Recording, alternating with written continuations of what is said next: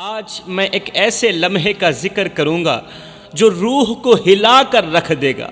قبر کے عذاب کا یہ واقعہ ہر دل کو تڑپنے پر مجبور کر دے گا، جو دلوں کو جھنجھوڑ کر رکھ دے گا، ایمان کو تقویت بخشے گا اور عبرت حاصل کرنے کا ذریعہ بنے گا۔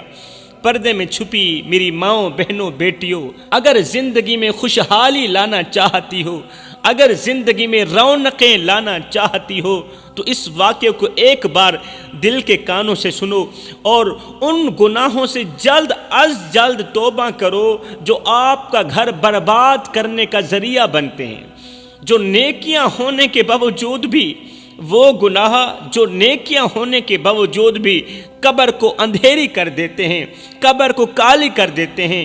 انسان کے پاس نیکیاں بھی ہوتی ہیں، اچھے اعمال بھی ہوتے ہیں، پھر بھی اس کی قبر اندھیری ہو جاتی ہے۔ ایک عورت حضرت سیدنا امام جعفر صادق رضی اللہ تعالی عنہ کے پاس حاضر ہوئی، زار و قطار روتے ہوئے، خون کے آنسو بہاتے ہوئے عرض گزار ہوئی، حضرت آج ہماری بستی میں ایک عورت کا انتقال ہوا، وہ 5 وقت کی نمازی تھی، عبادت گزار تھی، اس کی عبادت کا پوری بستی میں چرچا تھا، دوسری عورتیں دور دراز سے اس سے دعائیں کروانے کے لیے آتی تھیں، لیکن جب اس اللہ والی عورت کا وقت آخر آیا، اس اللہ والی عورت کا جب وقت آخر آیا، زندگی کا سورج غروب ہوا تو وہ 3 دن تو مسلسل سکرات کی تکلیف سہتی رہی، آدھی روح اندر آدھی روح باہر، 3 دن مسلسل سکرات کی تکلیف سہتی رہی۔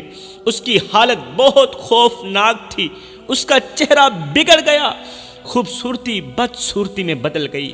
جب اسے غسل دیا گیا تو اس کا جسم سوج گیا، پھول گیا، اور جب اس کا جنازہ اٹھایا گیا تو اس کا جسم بہت وزنی ہو گیا تھا۔ جب لوگوں نے اسے قبر کے اندر سلانے کی تیاری کی تو ہر طرف خاموشی چھا گئی، جیسے کائنات نے بھی دل تھام لیا ہو۔ لوگ جنازہ اٹھا کر قبر کے قریب پہنچے تو زمین لرزتی ہوئی محسوس ہوئی، جیسے مٹی بھی اس منظر کو سہنے سے قاصر ہو۔ لوگوں نے جب قبر کے اندر جھانکا تو ہر زبان سے استغفر اللہ نکلا، کیونکہ قبر اندھیرے اور گھٹن سے بھری ہوئی تھی۔ قبر کے اندر سے آتی ہوئی گرم ہوا نے سب کے چہروں پر خوف کی لکیریں کھینچ دیں، جیسے کسی نے جہنم کی جھلک دکھا دی ہو۔ جب پہلی مٹھی قبر پر ڈالی گئی تو ہر آنکھ اشک بار ہو گئی، جیسے وہ مٹی نہیں بلکہ دل کے ٹکڑے دفن کیے جا رہے ہوں۔ قبر کے اندر سے اٹھتی ہوئی گرمی نے دلوں میں خوف بٹھا دیا، جیسے گناہوں کی سزا کا ابھی سے آغاز ہو چکا ہو۔ لوگ کانپتے ہاتھوں سے قبر کو بند کر رہے تھے، لیکن ہر دل اندر ہی اندر دہک رہا تھا۔ جب قبر مکمل طور پر بند ہوئی تو ایسا لگا جیسے دنیا کا سب سے بڑا دروازہ ہمیشہ کے لیے بند ہو گیا ہو۔ لوگ استغفار کرتے ہوئے وہاں سے لوٹ گئے، لیکن قبر کے مناظر نے ان کے دلوں پر گہرے زخم چھوڑ دیے، گہرے زخم چھوڑ دیے۔ حضرت ہم بہت پریشان ہیں، اے نواسہ رسول ہم بہت پریشان ہیں کہ ایسا کیوں ہوا؟ آخر اس عورت کی نمازیں کہاں گئیں؟ اس کا تقوی پرہیزگاری کہاں چلی گئی؟ حضرت امام جعفر صادق رضی اللہ تعالی عنہ نے یہ سن کر فرمایا، کل اس کے شوہر کو میرے پاس لے کے آنا۔ اے اسلام کی مقدس شہزادی، کل اس مرنے والی عورت کے شوہر کو میرے پاس لے کے آنا، میں اس سے کچھ پوچھوں گا، بات کروں گا، پھر اس کا جواب تمہیں ملے گا۔ اگلے دن وہ عورت اس کے شوہر کو لے کر حاضر ہوئی۔ حضرت امام جعفر صادق رضی اللہ تعالی عنہ نے شوہر سے سوال کیا، بھائی تمہاری بیوی کی زندگی کیسی گزری؟ کیا اس کے کردار میں کوئی ایسی بات تھی جو اللہ کو ناراض کر سکتی ہو؟ آگے شوہر نے جو جواب دیا، کہا حضرت وہ عبادت گزار تھی، وہ عبادت گزار تھی، متقی پرہیزگار تھی، لیکن 5 گناہ بڑے شوق سے کرتی تھی۔ اے اسلام کی مقدس شہزادیوں، سنو وہ 5 گناہ کون کون سے ہیں جو تمام عبادات، تمام نیکیاں ضائع کر دیتے ہیں، تمام اچھے اعمال عذاب میں بدل دیتے ہیں۔ وہ کون سے گناہ ہیں جو انسان کی قبر کے اندر اندھیرا لاتے ہیں، عذاب لاتے ہیں؟ کہنے لگا میری بیوی 5 گناہ بڑے شوق سے کرتی تھی، مجھے لگتا ہے ان گناہوں نے اس کی آخرت کو ہمیشہ کے لیے برباد کر دیا۔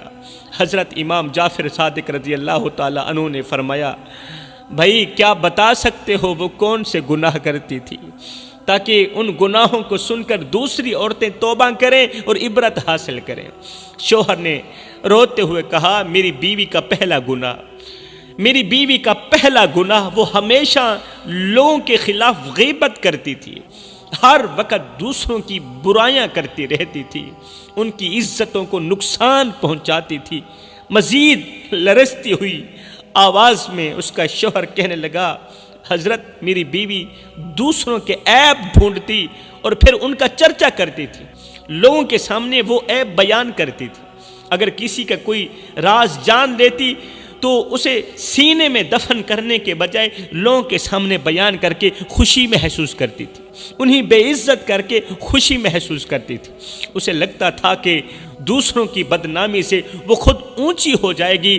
غیبت کرتے ہوئے اس کے چہرے پر ایک عجیب سی خوشی دکھائی دیتی تھی۔ کوئی بھی غیبت، کسی کی بھی چغلی اس کے چہرے پر خوشی لاتی تھی، جیسے کسی نے اسے سکون کی کوئی دوا دے دی۔ لیکن وہ یہ نہیں جانتی تھی کہ وہ اپنی زبان کے وار سے نہ صرف دوسروں کے دل چھلنی کر رہی ہے، بلکہ اپنے لیے قبر کے اندھیرے کو مزید بھیانک کر رہی ہے۔ حضرت وہ اپنی باتوں کے ذریعے گھر گھر نفرتیں پھیلانے والی چغلی کرتی تھی، غیبت کرتی تھی۔ اگر کہیں 2 دل قریب آنے لگتے تو وہ اپنی زبان کے زہر سے انہیں دور کر دیتی تھی۔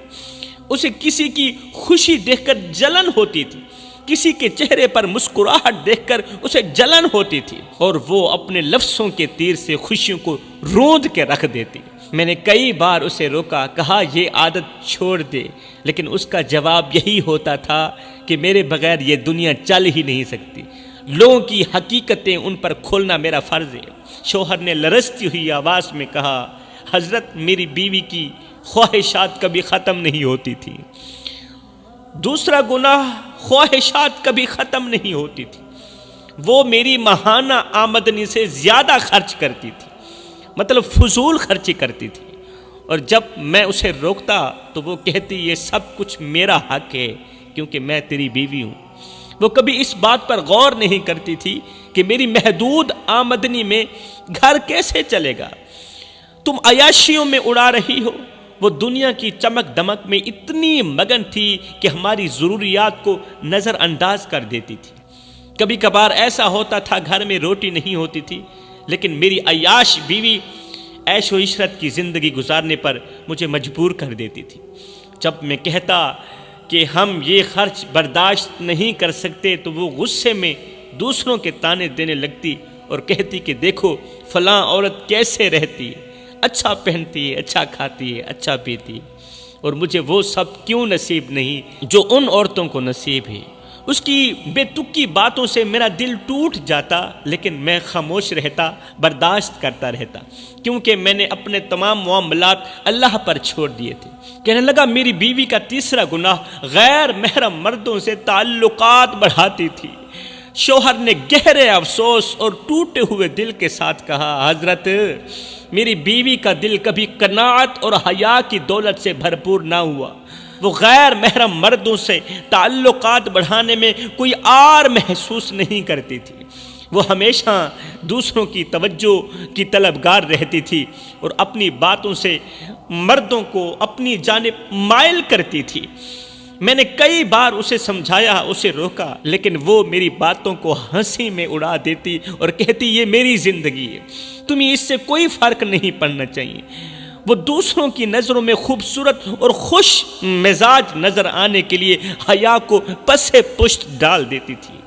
وہ یہ نہیں سمجھتی تھی کہ یہ وقتی خوشیاں اس کی آخرت کو تباہ کر رہی ہیں۔ جب میں نے اسے اس راستے سے ہٹانے کی کوشش کی تو وہ الٹا مجھ پر الزام تراشی کرتی جیسے میں اس کی خوشیوں کا دشمن ہوں۔ کہنے لگا میری بیوی کا چوتھا گناہ ہے۔ شوہر نے آنکھوں میں شرمندگی اور دل میں بے پناہ دکھ کے ساتھ کہا، حضرت میری بیوی کی ایک اور عادت تھی جو میرے دل کو چھلنی کر دیتی تھی، میرے دل کو ٹکڑے کر دیتی تھی۔ یہ عادت اتنی گندی اور خطرناک عادت تھی، یہ عادت میرے دل کو چھلنی کر دیتی تھی، یہ گناہ میرے دل کو توڑ دیتا تھا۔ وہ گناہ یہ تھا کہ وہ میرے ماں باپ کے ساتھ سخت رویہ اختیار کرتی، میرے ماں باپ کو دکھ دیتی اور بات بات پر بدتمیزی کرتی تھی۔ ماں باپ کے چہروں پر اداسی اور آنکھوں میں نمی دیکھ کر میرا دل تڑپ اٹھتا۔ وہ میرے والدین کے ہر حکم کو بوجھ سمجھتی، ہر خدمت کو اپنی توہین گردانتی تھی اور زبان سے ایسے کلمات نکالتی جو سننے والے کے دل پر تیر کی طرح لگتے۔ وہ میرے ماں باپ کی کمزوریوں پر طنز کرتی تھی، ان کی دعاؤں اور قربانیوں کو فراموش کر دیتی۔ اگر میرے والدین اسے کسی بات پر نصیحت کرتے تو وہ غصے میں آ کر مجھے دھمکاتی تھی، یا مجھے رکھو یا اپنے ماں باپ کو رکھو۔ حضرت میری ماں اکثر اس کی بد زبانی سن کر آنکھوں میں آنسو لیے خاموش ہو جاتی اور میرے والد اندر ہی اندر ٹوٹتے چلے جاتے۔ میں بیوی کی ان حرکتوں پر شرمندہ تھا، لیکن اسے سدھارنے میں ناکام رہا۔ اس کا پانچواں گناہ وہ نماز نہیں پڑھتی تھی، اللہ کے حضور جھکتی نہیں تھی۔ اللہ اکبر اللہ۔ کبھی کبھار سجدے نصیب ہو بھی جاتے تو وہ ان سجدوں پر فخر کرتی تھی۔ جب وہ دنیا سے رخصت ہوئی، 5 گناہ کرنے والی عورت جب دنیا سے رخصت ہوئی اور ہم نے اسے قبر میں اتارا تو قبر کی حالت دیکھ کر میرا دل کانپ اٹھا۔ قبر سے اٹھتی ہوئی گھٹن اور وحشت نے مجھے بتا دیا کہ وہ دنیا میں اپنے اعمال کی وجہ سے کس انجام کو پہنچ چکی ہے، اپنے بد اعمالیوں کی وجہ سے۔ حضرت میں سوچتا ہوں جن والدین کی خدمت میں جنت تھی، ان کے ساتھ بد سلوکی نے اس کی قبر کو جہنم کا گڑھا بنا دیا۔ یہ سن کر حضرت امام جعفر صادق رضی اللہ تعالی عنہ نے فرمایا والدین کے دلوں کو دکھ دینے والوں کے لیے دنیا اور آخرت میں کوئی سکون نہیں ہے۔ اللہ اکبر۔ دکھ دینے والوں کے لیے دنیا اور آخرت میں کوئی سکون نہیں ہے۔ ماں باپ کی دعا ہی انسان کے لیے سب سے بڑی رحمت ہے، اور جو ان کے ساتھ بدسلوکی کرتا ہے وہ اللہ کی رحمت سے دور ہو جاتا ہے۔ پھر حضرت امام جعفر صادق رضی اللہ تعالی عنہ نے لوگوں کو مخاطب کرتے ہوئے فرمایا یہ انجام ان عورتوں کا ہوتا ہے جو اپنی حیا اور عزت کو دنیاوی خواہشات پر قربان کر دیتے ہیں۔ یہ دنیا کی محبت اور غیر محرم تعلقات کا انجام ہے۔ غیر محرم مردوں کے ساتھ اس کے جو تعلقات تھے نا، یہ اس کا انجام ہے، اور یہ ان سب کے لیے عبرت ہے، یہ ان سب عورتوں کے لیے عبرت ہے جو اپنی آخرت کو بھول کر دنیاوی فریب میں مبتلا ہو جاتے ہیں۔ حضرت امام جعفر صادق رضی اللہ تعالی عنہ نے فرمایا یہ دنیاوی خواہشات کا انجام ہے۔ جو لوگ دنیا کی زیب و زینت میں اپنے آپ کو کھو دیتے ہیں نا، دنیا کی زیب و زینت میں اپنے آپ کو مگن کر دیتے ہیں، وہ اپنی آخرت برباد کر بیٹھتے ہیں، وہ مرد ہو چاہے وہ عورتیں ہوں۔ یہ عبرت ہے ان سب کے لیے جو اپنی زندگی کو ناپاک خواہشات میں ضائع کر دیتے ہیں۔ چغلی کرنے والی عورتوں، غیبت کرنے والی عورتوں، جھوٹ بولنے والی عورتوں سنو، وہ عورت جو دنیا میں اپنے سکون کے لیے دوسروں کا سکون چھینتی رہی، اپنے چین و قرار کے لیے دوسروں کا چین و قرار چھینتی رہی، آج اس کا سکون ہمیشہ کے لیے چھین لیا گیا۔ یہ ان سب کے لیے عبرت ہے، ان سب کے لیے عبرت ہے جو زبان کو لگام نہیں دیتے، وہ مرد ہوں وہ عورتیں ہوں۔ جو لوگ زبان پر لگام نہیں دیتے، یہ واقعہ ان سب کے لیے عبرت ہے۔ دوسروں کی عزتوں کو اپنے نفس کی تسکین کے لیے روندتے رہتے ہیں، یہ ان کے لیے عبرت ہے۔ حضرت امام جعفر صادق رضی اللہ تعالی عنہ نے فرمایا اللہ تعالیٰ عبادت کو قبول کرتا ہے، سجدوں کو قبول کرتا ہے، لیکن حقوق العباد اور لوگوں کے بارے میں برے اعمال کو معاف نہیں کرتا۔ ہر ایک عبادت قبول کرتا ہے، لیکن حقوق العباد اور لوگوں کے بارے میں برے اعمال کو اللہ تعالیٰ ہرگز معاف نہیں کرتا جب تک کہ وہ شخص خود نہ معاف کر دے جس کی تم نے غیبت کی ہوگی۔ غیبت کرنے والی عورت کی غیبت اور دوسروں کی عزت کے نقصان کی سزا اسے اس دنیا میں بھی ملی اور آخرت میں بھی ملی۔ میرے بھائیو، یہ واقعہ ہمارے لیے عبرت ہے۔ غیبت، چغلی، لوگوں کی عزت پر حملہ، یہ وہ گناہ ہیں جنہیں اللہ بغیر توبہ کے معاف نہیں کرتا۔ دوسروں کے حقوق کو پامال کرنے والوں کو اپنے اعمال کی سزا ضرور ملتی ہے۔ جو دوسروں کے حقوق پیروں تلے روند کے رکھ دیتے ہیں، چاہے وہ دنیا میں سزا ملے یا آخرت میں ملے، سزا انہیں ضرور ملے گی۔ آئیے اس واقعے سے سبق حاصل کریں اور اپنی زبان کو قابو میں رکھیں، دوسروں کی عزت کا خیال کریں اور اپنے اعمال کو نبی کریم صلی اللہ علیہ وسلم کی تعلیمات کے مطابق بنائیں۔ ایک لمحے کے لیے سوچیں، ہم اس نبی کے ماننے والے ہیں، ہم اس نبی کے امتی ہیں جو راتوں کو جاگ جاگ کر ہماری بخشش کے لیے گڑ گڑاتے تھے اور دنوں کو ہماری ہدایت کے لیے تڑپتے تھے۔ وہ نبی جنہوں نے اپنا سکون، اپنی خوشی اور اپنی زندگی ہماری بھلائی کے لیے قربان کر دی۔ آج سوچو ہم کس غفلت میں زندگی گزار رہے ہیں میرے بھائیو۔ کیا ہمارا کردار اس قابل ہے کہ نبی ہم پر فخر کریں؟ کیا ہمارے اعمال اس لائق ہیں کہ ہم ان کے سامنے شرمندہ نہ ہوں؟ کیا ہمارے نبی ہماری نمازوں کو چھوڑنے پر روتے نہیں ہوں گے؟ کیا وہ ہمیں جھوٹ بولتے اور وعدے توڑتے دیکھ کر تڑپتے نہیں ہوں گے؟ کیا وہ ہمیں قرآن سے دور دیکھ کر بے چین نہیں ہوتے ہوں گے؟ یا رسول اللہ ہمیں معاف کر دینا، یا رسول اللہ ہمیں معاف کرنا، ہم نے آپ کی تعلیمات کو فراموش کر دیا، ہمیں معاف کر دینا، ہم نے آپ کے دیے ہوئے اصولوں کو ترک کر دیا، ہم نے اس دنیا کو اپنا مقصد بنا لیا، حالانکہ آپ نے آخرت کے لیے جینے کا سبق دیا تھا اور ہم نے اس دنیا کو اپنا مقصد بنا لیا۔ ایک لمحے کے لیے سوچو میرے بھائیو، کیا ہم مدینے کی گلیوں میں بیٹھ کر اپنے اعمال پر رونے کے قابل ہیں؟ مدینے کی گلیوں میں بیٹھ کر، روضہ انوار کے سامنے بیٹھ کر اپنے اعمال پر رونے کے قابل ہیں؟ کیا ہمیں شرم نہیں آئے گی کہ ہم نبی کے عشق میں ڈوب کر بھی اپنی اصلاح نہ کر پائے، نبی کی محبت میں ڈوب کر بھی اپنے آپ کو بہتر نہ کر پائے؟ آج خود سے سوال کرو کہ کیا میں وہ امتی نہیں ہوں جس کے لیے نبی نے قربانیاں دی، جس کے لیے نبی تڑپے، جس کے لیے نبی روئے؟ ہاں وہ میں ہی امتی ہوں۔ آئیے اپنے گناہوں پر ندامت کے آنسو بہائیے، آئیے اپنے دلوں کو پاک کیجیے، آئیں اس عہد کو دہرائیں کہ آج کے بعد ہم نبی کی محبت میں اپنی زندگی کو بدل دیں گے، نبی کی محبت میں جئیں گے اور نبی کی محبت میں ہی مریں گے، نبی نبی کرتے ہوئے جئیں گے، نبی نبی کرتے ہوئے موت کی گھاٹ اتریں گے۔ میں دعا کرتا ہوں اللہ ہمیں مدینے والے کریم آقا کی سچی محبت نصیب فرما، پیارے نبی سے دل و جان سے، اپنی اولاد سے بڑھ کر محبت کرنے کی توفیق عطا فرما۔ اللہ ہمارا خاتمہ ایمان پر فرمانا، ہم سب کو نیک بنا دے اور ہم سب کو ایک بنا دے، ہم سب کو وہ نیک کام کرا دے جس پر تو بھی راضی ہو جائے، تیرا حبیب بھی راضی ہو جائے۔ آمین ثم آمین، وما علینا الا البلاغ المبین۔